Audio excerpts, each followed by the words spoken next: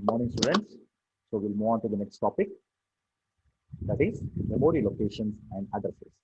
So in previous session, we were discussing about single bus structure, how to connect all the functional units so that we can have a better computer organization. Then apart from that, we discussed regarding the performance. What exactly performance means, what is clock rate, basic performance equation, and regarding spec rating. Fine.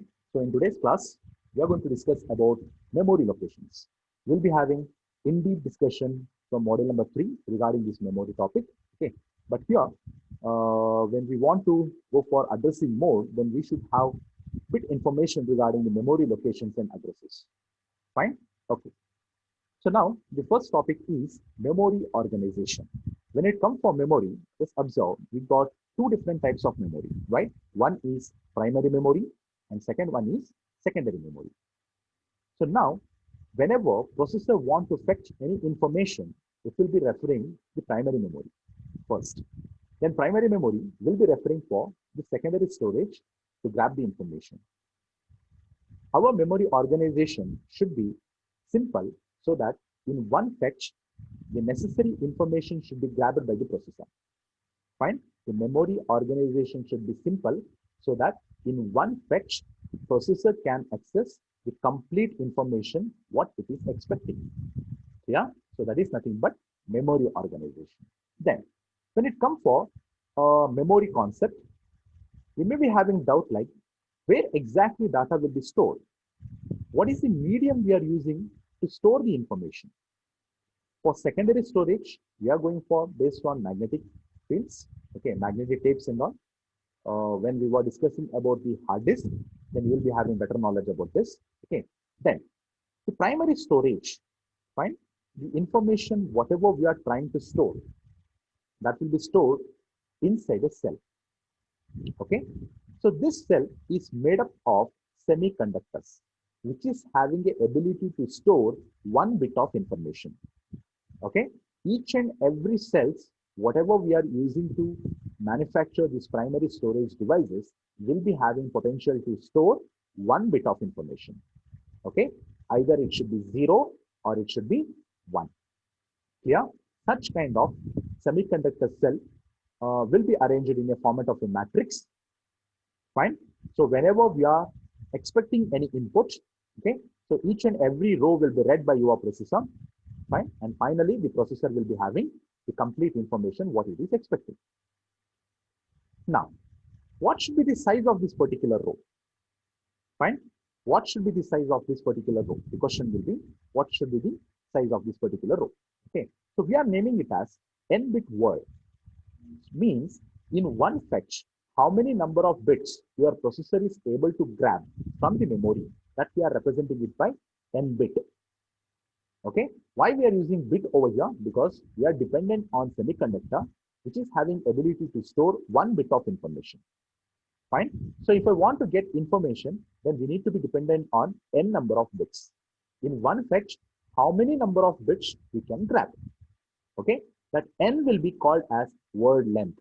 Remember that n will be called as word length. Okay, in our entire syllabus, we are going to discuss about 32-bit word length. Means in one row of your memory location, 32-bit of information will be available. So if you are trying to write some content for a memory, or if you are trying to read some content from the memory, how many bits we are going to read and write? Only 32-bit. Okay, the advanced version of this will be 64-bit organization.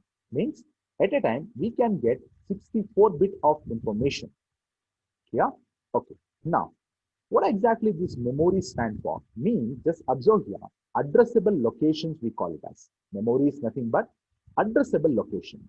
Fine. Whenever we get a concept of memory, or else anyone say like memory, okay, then we used to get a first thing in our mind is what? Like what should be the size of the memory over there? Okay, we used to mention like 1 MB or else 100 MB, 200 MB, 1 GB, 5 GB, okay, 100 GB, 1000 GB, terawave, what we are calling it as, right? Okay, on what basis we are going to name it as, like yes, it is 1 KB, it is 1 MB, it is of 16 MB or 4 GB or 1 tera. Okay, that is nothing but we will be having those many number of addressable locations available. Because of that, we are going to name them like this will be the size of this particular memory. Clear? Okay. So that size we are representing using 2 to the power of k. Okay. Now here we got some example. Just observe address 2 to the power of k locations. Okay. So k value varies continuously. Say 10, 20, 24, 32, 40 like that. Okay. If 2 to the power of 10 means that memory location or that memory is having ability to store how many? 1 KB. Okay, 2 to the power of 10 means those many locations we will be having available with. Okay, using those many locations, we are able to store 1 KB of information. Then later, 2 to the power of 20, 1 MB, 2 to the power of 24, 16 MB, 2 to the power of 32, 4 GB. Okay, then 2 to the power of 40, 1 tera.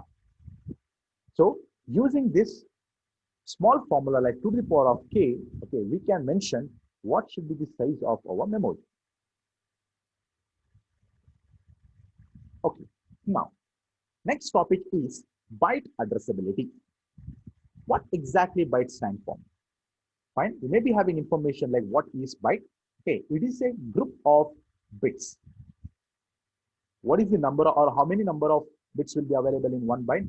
8 bits. Together we call it as 1 byte. Clear? Okay. In previous slide, while discussing about the memory, I told you that the medium what we are using to store the information is what? Semiconductor cell. Right? The medium what we are storing or what we are using to store the information is what? The semiconductor. Sorry. Semiconductor cell. Right? So, how many bits we can store in one semiconductor cell? 1 bit. Okay. So now, if I start providing the address for each and every bit, okay, then 32 different addresses I need to specify so that 32 bit of information I can grab. So here, the maintenance of address will be huge. Okay, it will be hectic for your processor to remember all those addresses, or else every time for each and every bit we need to specify the address over here. So instead of that, what we do, we are going to group those bits into byte exactly. Okay, according to our example, what is the size of our word length? 32 bit. Okay, word length n is equal to how many bits? 32 bit over there. If you start grouping 8 bit as a 1 byte, okay, then how many bytes we can create using 32 bit? Total 4 byte. 0 to 7 1. Then later it continues. Total how many? Total 4 bytes we can create or we can generate using 32 bit of information. So now, instead of assigning address for each and every bit, what we do, we are trying to assign an address for a byte. Clear? Okay, just compare how it will be like providing an address for all 32 bit and how it is like providing address for only 4 byte. The complication reduced exactly. Okay, so this is what we call it as byte addressability. In our memory, we are grouping 8 bits into 1 byte. Okay, and we are assigning addresses for those bytes exactly. Okay, so here we have a memory word representation. Just observe the size of this one particular word is n bits. Fine. So here we are mentioning it as first word, second word, third word, like that. Okay, so first word it is, second word. Each and every word is of what size? 32 bit. Okay, it will be having total 4 section. Okay, each and every section is having potential to store 8 bit of information. Okay, remember 1 byte is equal to 8 bit. Okay, so now this is what the memory word representation. Okay, so like word wise, we are going to store the information so that if processor is expecting the information which is stored in this particular location, the address of this particular word should be specified. I repeat, if processor want to fetch the information from this particular word, then what processor should do? Processor should mention the address of this particular word, then entire 32-bit, whatever the information we have over here, that will be transferred to the processor. Yeah, and if processor want to write some content for this particular word, what you need to do, along with the information what you want to write, along with that, the address of the memory location should be specified so that in this particular word, the content or the data which is available over here, that can be uploaded. Yeah, this is how read and write operation can be performed for each and every words over here. Fine. This is very simple topic. Okay, fine. Next, we have an example over here. Using 32-bit, how integer can be stored or how characters can be stored over here. Fine. Now we'll see what is the maximum limitation or what is the limitation we have for storing the integer and for the characters. Clear? Okay. One thing you need to remember, the complete 32-bit will be utilized for storing one integer.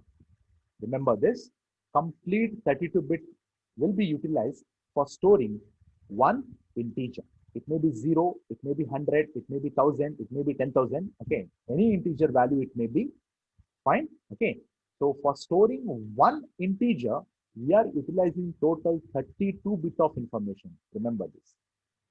Yeah, and one more thing, this most significant bit and least significant bit we are calling it. B0, least significant bit. B31, most significant bit. So this most significant bit always represents the sign of the integer. Okay, when it comes for integer, we are having two types, right? One is positive integer, one will be negative integer, or else signed integer we call it as, right? If the number or integer is a positive number, then B31 will be 0. Remember this, B31 will be 0. Okay, or if the number is negative, then B31 will be 1. Yeah, you may ask why we need to represent 0 and 1 over here. Remember, whatever may be the integer, if I want to store it in my memory location, I need to convert it as binary representation. Remember this. Why? Because we are using a semiconductor cell which is having ability to store only one bit of information. Here, 0 or 1 exactly. So what we need to do, integer should be converted for a binary. In upcoming classes, we'll discuss how it can be converted. Okay, fine, don't worry.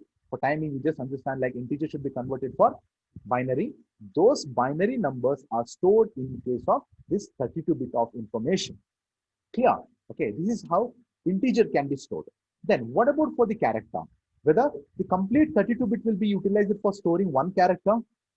No, remember this, okay? Because ASCII characters, we call it as, or as ASCII code, what we have, okay? Like 0 to 128 is enough for storing each and every alphabet, whatever we are using in our keyboard. Yeah, okay. Apart from that, we are having till 225. Actually, 0 to 225 we are having, okay? Some other kind of languages, alphabets are also included. Okay, if you want, you can go through any discussion with or else the complete ASCII code chart you can refer 0 to 255 we are having. Okay, if we are involving 0 to 255 also using 8-bit representation, we can accommodate 255 numbers over there. Clear? Okay, fine. See, ASCII code means what exactly? See, each and every alphabet, whatever we are using, okay, whatever the characters, alphabet characters, whatever we are using, or else any kind of a symbols, whatever we are using, like full stop, comma, exclamatory sign, question mark, plus symbol, minus symbol, and all. Okay, for these each and every alphabet, there is a proper integer kind of a representation in ASCII code. Remember, for capital A, one number we are having, capital B, one number we are having, capital Z, we are having another number. Okay, small z, we are having another number. Yeah, okay. So instead of writing those characters in our memory, what we do, appropriate ASCII code value, whatever we are having, okay, whatever we are having. Example, like full stop, I want to store it in my location. Fine, or else a space, Prasad space S space R. Now I want to store those two spaces, which is between the Prasad and S, then later between S and R. Yeah, then for that particular space, how I can mention or how I can store in my memory over there, how to represent, okay, the representation of those special symbols. Just because of this ASCII code, okay, what we do, appropriate of that ASCII code, some integer kind of value will be available in your ASCII table exactly. Okay, so now that value we are going to mention in our memory over there. Yeah, instead of representing each and every characters, what we do, we are representing the ASCII code of that particular character. That's it. Okay, so how many ASCII codes are available? You may ask. 0 to 255 we are having. Okay, 0 to 255 we are having, but we are utilizing, okay, we are utilizing only 0 to 128. Remember this. Okay, using 8-bit representation, the maximum value we can accommodate is 0 to 255. Remember, it will be 0 to 255. Okay, you can start writing like Wait a second, I will show you how it will be. Okay, see 1, 2, 4, 8, 16, 32, 64. Okay, how many bits it is? 1, 2, 3, 4, 5, 6, 7. Okay, 8 will be 128. Okay, so if you add all these, you are going to generate the maximum value is of what? 255 exactly. Okay, so that is what the maximum value what we can accommodate using 8-bit representation of it. Here, for integer, complete 32-bit will be utilized, but for ASCII characters, like 1 byte will be utilized. Or else for characters, we are using only 1 byte. Okay, if I want to store like A, B, C, D, okay, in one word, how many characters we can accommodate? Total 4 different characters we can accommodate. Why? Each and every character will be represented using 8-bit of information. That's why first one, second one, third one, and fourth one. But here, only one. Remember this. Yeah? Okay.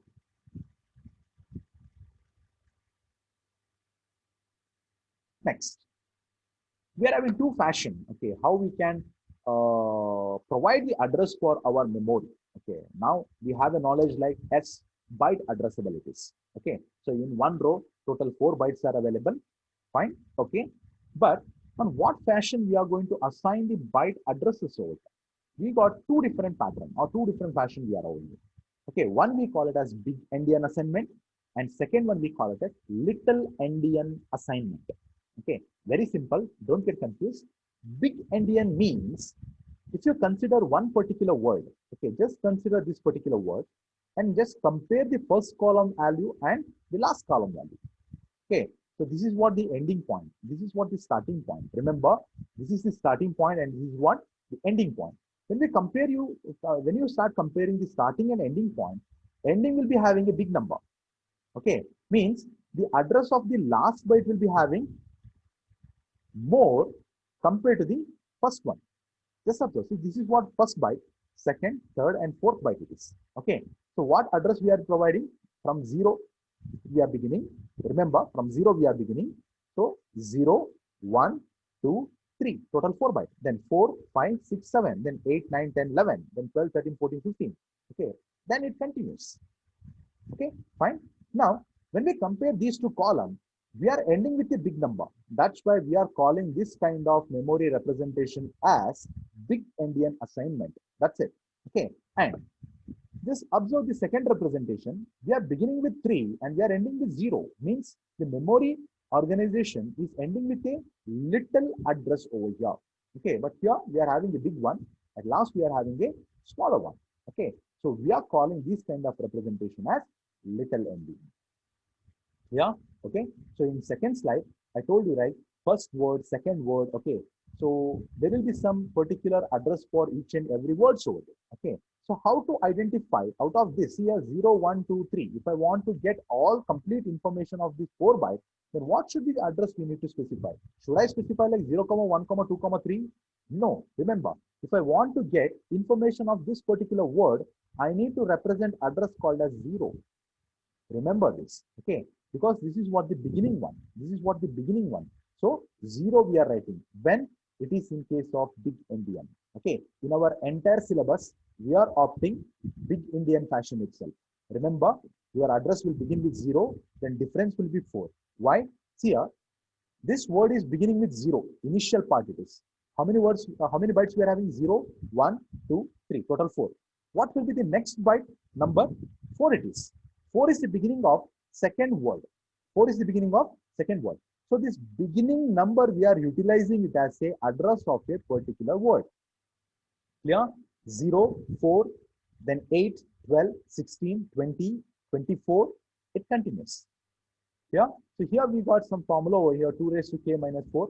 Okay. So that you will get the byte number. Okay. Don't worry about this formula. Okay. You can start naming the bytes like 0, 1, 2, 3, 4, 5, 6, 7. Okay. Now, if it is 64 bit. Okay. Then in one particular row, how many bytes you may be having? Total 8 bytes. 0, 1, 2, 3, 4, 5, 6, 7 means total 8 bytes will be available. Okay. And in next line, 8, 9, 10, 11, 12, 13, 14, 15. Okay, like that, double. Okay, 32 bit means 4 byte, 64 means double exactly. Yeah, okay. Then we'll come back to the little endian. Don't get confused. While explaining the big endian, I mentioned like the initial value, whatever we have, okay, for a particular word, that will be considered as a address. I told you like this, right? But in case of little endian, reverse of that we need to follow. Okay, whatever maybe you are beginning with 3, 7, okay, then it will be 8 or anything. Okay, but you need to consider 0 and 4 itself. Remember this. You need to consider 0 and 4 it is. Okay, so this is what one slight difference between big endian and little endian. Yeah, this is very important question. 2 to 4 marks they used to ask. Okay, so you need to explain with a figure. Okay, you need to draw this memory representation, big endian, little endian. These formulas are must. Okay, these formulas are must. Remember. Okay, then you need to explain why we are calling it as a big endian and why we are calling it as a little endian. That's it.